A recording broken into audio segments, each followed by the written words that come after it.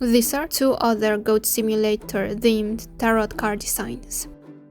First, I came up with the designs on my sketchbook and then I redrew them on mixed media paper. And then I cut them out. I can fit two on one of these sheets of paper. These are the High Priestess card and the Emperor card. I decided to do two cards on this video because for one of them the illustration is not very clear that it's a Goat Simulator card. I just thought it would be boring to have it separately, and therefore I decided it was better to lump them together in one video. I am using the Sennelier inks, just like the previous ones. And I start by doing the line work first. This time also I am using another tip. It's like a thin squared tip. Sorry, I don't know the proper name. It's one of those used for old calligraphy. I am using this one because last times I have inked the tarot cards, I felt like in comparison to the sketches, the lines were very thin. And I like the sketches more because they seem to have thicker lines. I'm using this tip because it makes thicker lines easier than the previous tip pen. But I did end up using both, because for some details I do prefer a smaller, thinner line. I just tried to use the squared tip for some of the darkest parts. When it comes to line work, I've read that other artists, like the comic book artists for example, they like to make thicker lines where the shadows of the character would be. I try to listen to the advice of these other artists and experiment with the techniques. I also tried hatching for the shadows. The scene is meant to be dark, and the only lights are coming from the fire and the eyes of some of the skulls. I tried to use the lines to help convey this.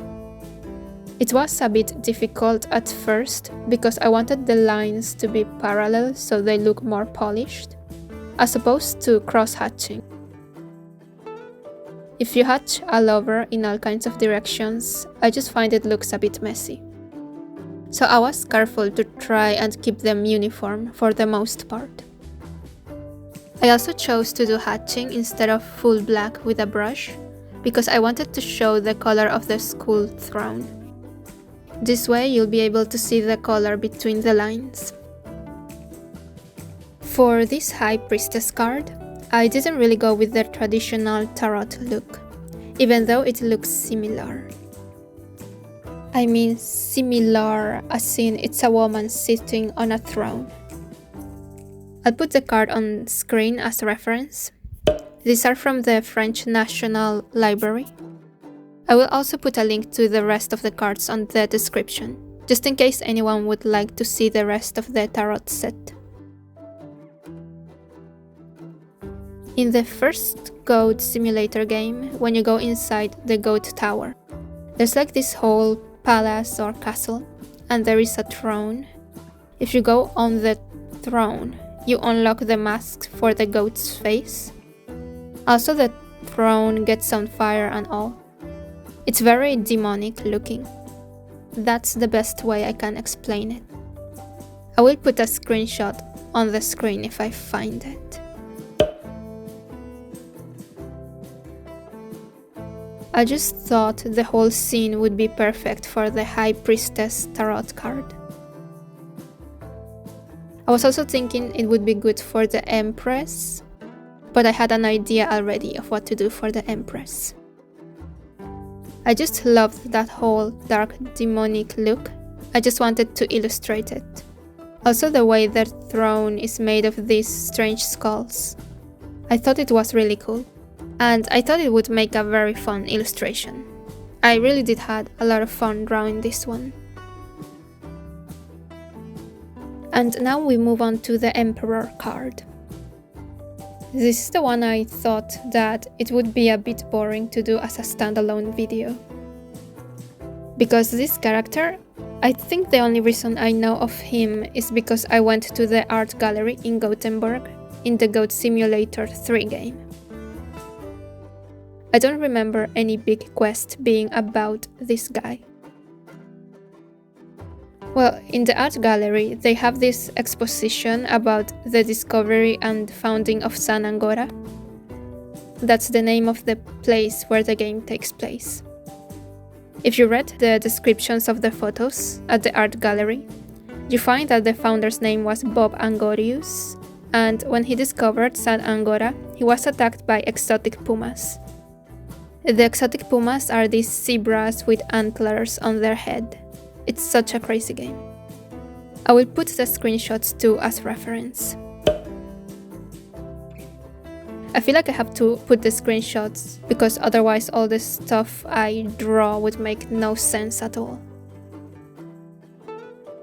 At first, I honestly didn't know what to draw for this card.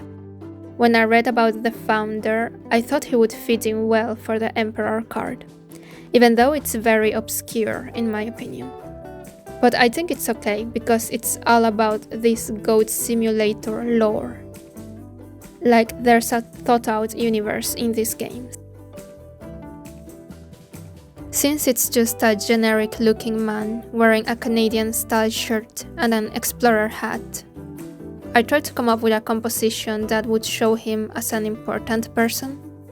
He is after all the founder of the place.